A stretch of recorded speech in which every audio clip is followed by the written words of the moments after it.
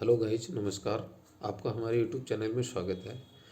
इस वीडियो में हम एनसीईआरटी द्वारा निर्धारित जो कक्षा 8 में पाठ्य पुस्तक है संसाधन और विकास ज्योग्राफी की पाठ्य पुस्तक, उसमें अध्याय 4 कृषि, इसके पाठ सार और इसके महत्वपूर्ण प्रश्न और अभ्यासगत जो प्रश्न हैं उन पर चर्चा करते हैं।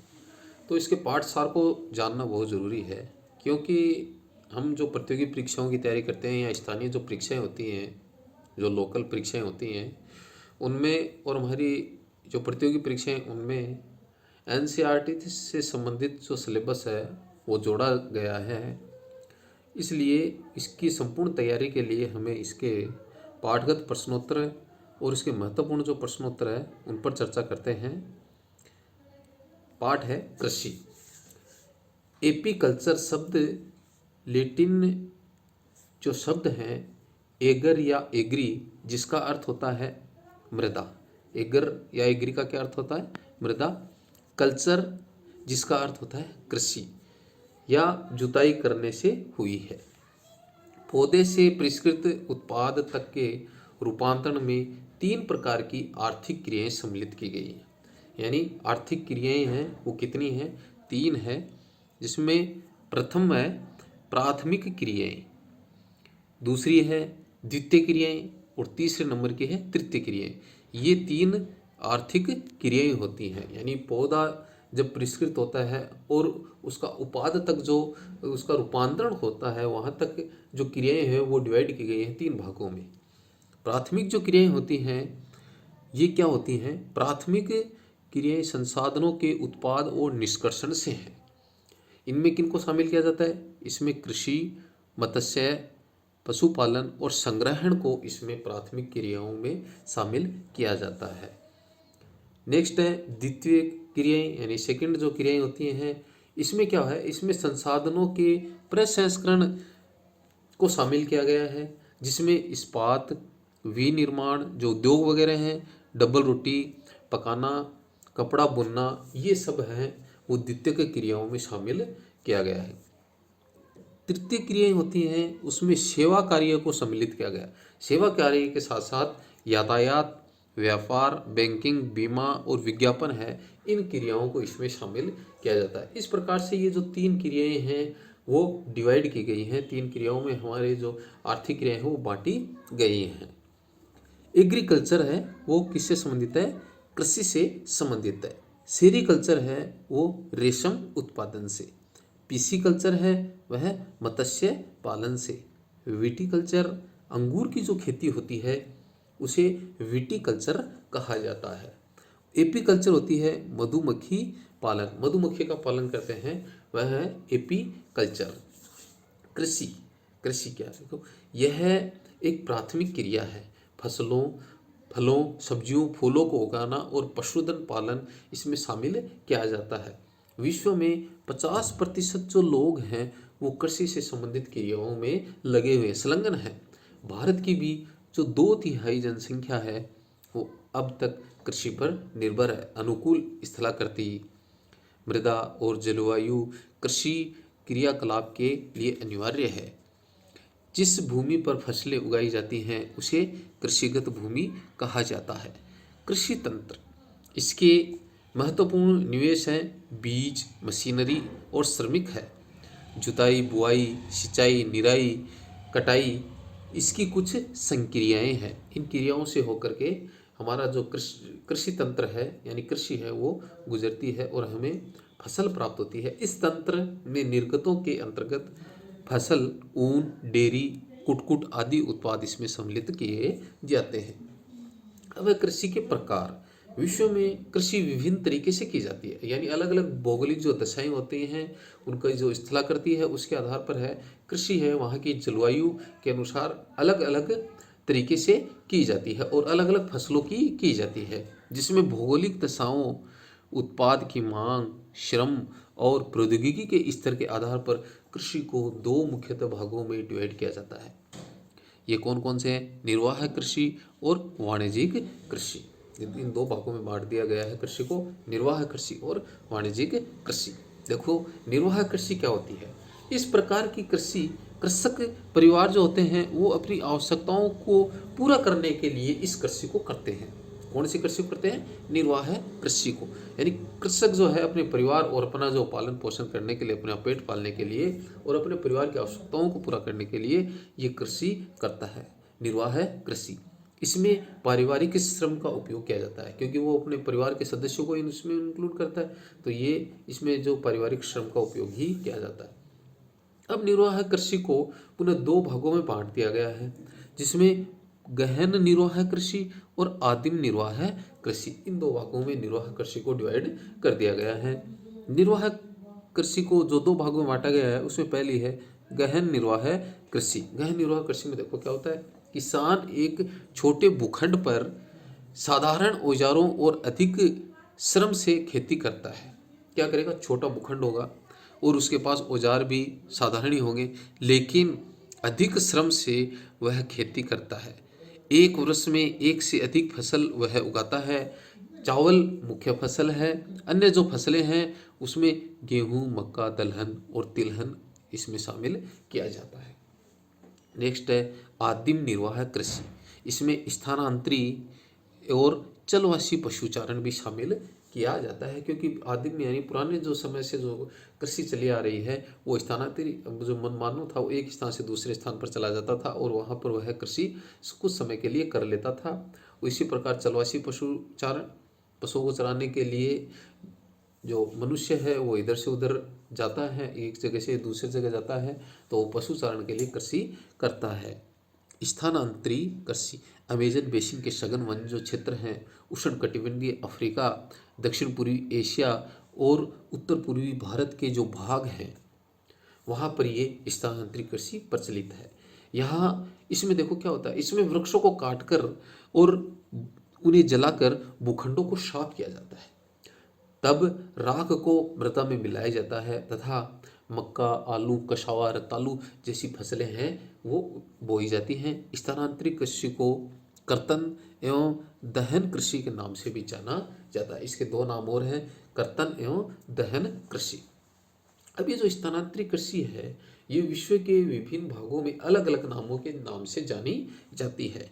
अब देखो इसे उत्तर पूर्वी भारत में इस स्थानांतरित जो कृषि है उसको किस नाम से जानते हैं? जूमिंग के नाम से इसे जानते हैं। मेक्सिको में इसे किस नाम से जानते हैं? मिल्पा।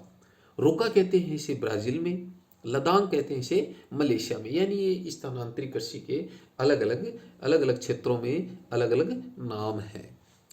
अब देखिए चलवासी पशुचारण क्या होता है। सहारा के अर्ध शुष्क और जो शुष्क प्रदेशों में, मध्य एशिया और भारत के कुछ भागों जैसे राजस्थान और जम्मू कश्मीर में ये प्रचलित है। पशुचारण मुख्यतः भेड़, ऊंट, याक और बकरियां ये पालते हैं। ये पशुचारकों और उनके परिवारों के लिए दूध, मांस, ऊन, खाल और अन्य उत्पाद कराते हैं। वाणिज्यिक कृषि। वाणिज्यिक कृषि में फसल उत्पादन और पशुपालक बाजार में विक्रय हेतु किया जाता है। इसमें विस्तृत कृषित क्षेत्र होते हैं, बड़े बड़े क्षेत्र होंगे। अधिक पूंजी का उपयोग इसमें किया जाएगा। अधिकांश जो कार्य हैं वो मशीनों के द्वारा इसमें किया जाता है। वाणिज्यिक कृषि में वाणिज्यिक अनाज कृषि, मिश्रित कृषि और रोपण कृषि इसमें शामिल की जाती है। वाणिज्यिक अनाज कृषि, ये फसलें वाणिज्यिक उद्देश्य से उगाई जाती हैं। गेहूं और मक्का सामान्य रूप से उगाई जाने वाली फसलें हैं। उत्तर अमेरिका, यूरोप, एशिया के शीतोष्ण घास के मैदान वाणिज्यिक अनाज कृषि के प्रमुख क्षेत्र हैं। मिश्रित कृषि, भूमि का उपयोग भोजन व चारे की फसलें उगाने और पशुधन पालन के लिए किया जाता है। यह यूरोप, पूर्वी संयुक्त राज्य अमेरिका, अर्जेंटीना, दक्षिण पूर्वी ऑस्ट्रेलिया व न्यूजीलैंड और दक्षिण अफ्रीका में प्रचलित है। रोपण कृषि वाणिज्यिक कृषि का एक प्रकार है जहां चाय, कहवा, काजू, रबड़, केला अथवा कपास की एकल फसल उगाई जाती है। इसमें वृहद पैमाने पर श्रम व पूंजी की आवश्यकता होती है। रोपण कृषि के जो मुख्य क्षेत्र हैं वो विश्व के उष्ण कटिबंधीय जो प्रदेश हैं वहाँ पर रोपण कृषि की जाती है। इसके कुछ उदाहरण दिए गए हैं। देखो जैसे मलेशिया में रबड़ का उत्पादन किया जाता है, यानी रबड़। और ब्राज़ील में कहवा, भारत और श्रीलंका में चाय। खाद्य फसलें जिनमें है चावल, यह विश्व की मुख्य खाद्य फसलों में है। यह उष्णकटिबंधीय और उपोष्ण कटिबंधीय जो प्रदेश होते हैं के मुख्य आहार है। चावल के लिए तापमान, अधिक आर्द्रता और वर्षा की अधिक आवश्यकता होती है। यह फसल चिकायुक्त जलोढ़ मृदा जिसमें जल रोकने की क्षमता हो में सर्वोच्च ढंग से बढ़ती है। चीन है चावल के उत्पादन में अग्रणी है। इसके बाद में भारत, जापान, श्रीलंका और मिस्र इनका क्रमशः स्थान आता है। दूसरे नंबर पर भारत, तीसरे नंबर पर जापान, चौथे पर श्रीलंका और पांचवें नंबर पर मिस्र का स्थान चावल उत्पादन में आता है। नेक्स्ट है गेहूँ। गेहूँ के वर्धन में मध्यम तापमान एवं वर्षा और शस्य कर्तन यानी फसल की कटाई के समय तेज धूप की आवश्यकता होती है। इसका विकास सुअववाहित दोमट मृदा के में सर्वोत्तम ढंग से होता है। गेहूँ संयुक्त राज्य अमेरिका, कनाडा, अर्जेंटीना, रूस, यूक्रेन, ऑस्ट्रेलिया, भारत में विस्तृत रूप से उगाया जाता है। भारत में इसे शीत ऋतु में उगाया जाता है, यानी शीत ऋतु की ये फसल है। नेक्स्ट है मक्का। इसके लिए मध्यम तापमान, वर्षा और अधिक धूप की आवश्यकता होती है। इसे सुअववाहित उपजाऊ मृदा की आवश्यकता होती है। भारत, ब्राज़ील, चीन, रूस में मक्का उगाई जाती है। इसे कॉर्न के नाम से भी जाना जाता है। रेशेदार फसलें, इसमें देखो कौन कौन सी फसलें शामिल की जाती हैं। पहली है कपास। इसकी वृद्धि के लिए उच्च तापमान, हल्की वर्षा, 210 पाल रहित दिन और तेज चमकीली धूप की आवश्यकता होती है। यह काली और जलोढ़ मृदा के लिए सर्वोत्तम होती है। चीन, संयुक्त राज्य अमेरिका, भारत, ब्राज़ील, मिस्र कपास में अग्रणी स्थान रखते हैं। यह सूती जो वस्त्र उद्योग है उसका कच्चा माल है। पटसन, पटसन होता है, ये भी एक रेशेदार फसल है। इसको सुनहरा रेशा के नाम से जाना जाता है। यह जलोढ़ मृदा में अच्छे ढंग से विकसित होता है और इसे उच्च तापमान, भारी वर्षा और आर्द्र जलवायु की आवश्यकता होती है। यह फसल उष्णकटिबंधीय जो क्षेत्र होते हैं उनमें उगाई जाती है। पेय फसलें, जिसमें पहली है कॉफ़ी। इसके लिए गर्म, आर्द्र जलवायु और सुअववाहित दोमट मृदा की आवश्यकता होती है। इस फसल वृद्धि के लिए ढाल अधिक उपयुक्त होती है। ढाल होना बहुत जरूरी है। ब्राज़ील है वो कॉफ़ी उत्पादन में अग्रणी है। इसके पश्चात भारत और कोलंबिया का स्थान आता है।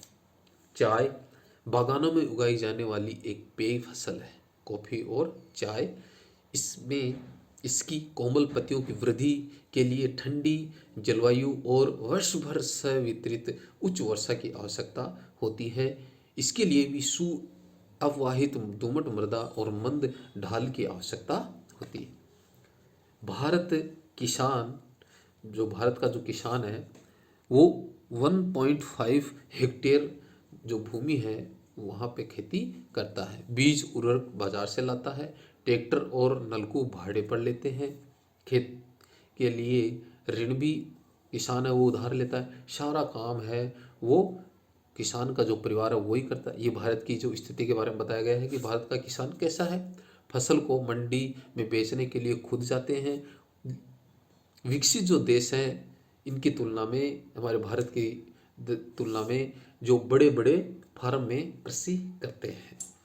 अब अमेरिका की चर्चा की गई है। 250 हेक्टेयर में बड़े फार्म हैं। मक्का, सोयाबीन, गेहूँ, चुकंदर उगाई जाने वाली कुछ महत्वपूर्ण फसलें उगाई जाती हैं। वैज्ञानिक हैं वो उर्वरक कार्यक्रम की योजना बनाने में मदद भी करते हैं और रासायनिक उर्वरकों और पीड़कनाशकों का आवश्यकता अनुसार उपयोग करने में उसकी मदद करता है। वह ट्रैक्टरों, बीज बोने की मशीनों, संयुक्त हार्वेस्टर और थ्रेशर का उपयोग कृषि संबंधी विविध संक्रियाओं में करता है। अनाज होता है वो स्वचालित अन्न भंडार में संचित किए जाते हैं और बाजार अभिकरणों में बेचे जाते हैं। संयुक्त राज्य अमेरिका में किसान एक व्यवसायी की तरह काम करता है, न कि एक भारत की तरह खेतीहर किसान की तरह काम करता है। हम इस पाठ के अभ्यास प्रश्नों पर चर्चा करते हैं। पहला प्रश्न है निम्नलिखित प्रश्नों के उत्तर दीजिए। पहला, कृषि क्या है? फसलों, फलों, सब्जियों, फूलों को उगाना और पशुधन पालन करना जैसे जो प्राथमिक जो क्रियाएं हैं वो कृषि के अंतर्गत आती हैं। यानी इन प्राथमिक क्रियाओं को ही कृषि कहा जाता है, जिसमें फसल, फूलों, सब्जियों को उगाया जाता है, वो क्या हो जाएंगी? कृषि। नेक्स्ट है, उन कारकों के नाम बताइए जो कृषि को प्रभावित करते हैं। कृषि को प्रभावित करने वाले कारकों में है स्थलाकृति, मृदा यानी मिट्टी, और वहाँ की जलवायु। जलवायु के इन दो चीज़ों के अनुसार ही कृषि की जाती है। स्थानांतरित कृषि क्या है? इस कृषि की क्या हानियाँ हैं? कृषि का वह तरीका जिसमें वृक्षों को काटकर और उन्हें जला करके भूखंडों को साफ किया जाता है और राख को मृदा में मिलाया जाता है। भूमि की उर्वरकता समाप्त हो जाने पर उस जगह को छोड़कर और जो दूसरी जगह होती है, नई जगह होती है, वहाँ पर कृषि की जाती है। ऐसी जो कृषि होती है उसे स्थानांतरित कृषि कहते हैं, या इसे झूम कृषि भी कहा जाता है। इस कृषि की जो हानियां हैं वो देखिए क्या है।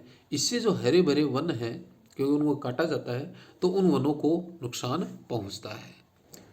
जहाँ इस प्रकार की कृषि की जाती है वहाँ की मिट्टी की जो उर्वरता है वो लगभग समाप्त हो जाती है। वनों को जलाकर इसका उसकी राख बनाकर उपयोग होता है, जिससे पर्यावरण को भी नुकसान पहुंचता है। नेक्स्ट क्वेश्चन है, रोपण कृषि क्या है? ऐसी वाणिज्यिक कृषि जिसमें चाय, कहवा, काजू, रबड़, केला और कपास जैसी एकल फसलें उगाई जाती हैं, रोपण कृषि कहलाती है। इस कृषि में बड़े पैमाने पर श्रम और पूंजी की आवश्यकता होती है। सरकार किसानों को कृषि के विकास में किस प्रकार मदद करती है? इसका उत्तर है सिंचाई के लिए सस्ती दर पर बिजली उपलब्ध कराना, खाद और बीज पर सब्सिडी देकर, सरकारी कृषि अधिकारियों द्वारा किसानों को कृषि संबंधी जानकारी देकर, कृषि के लिए किसानों को ऋण सुविधा उपलब्ध कराकर। सही उत्तर को चिन्हित कीजिए।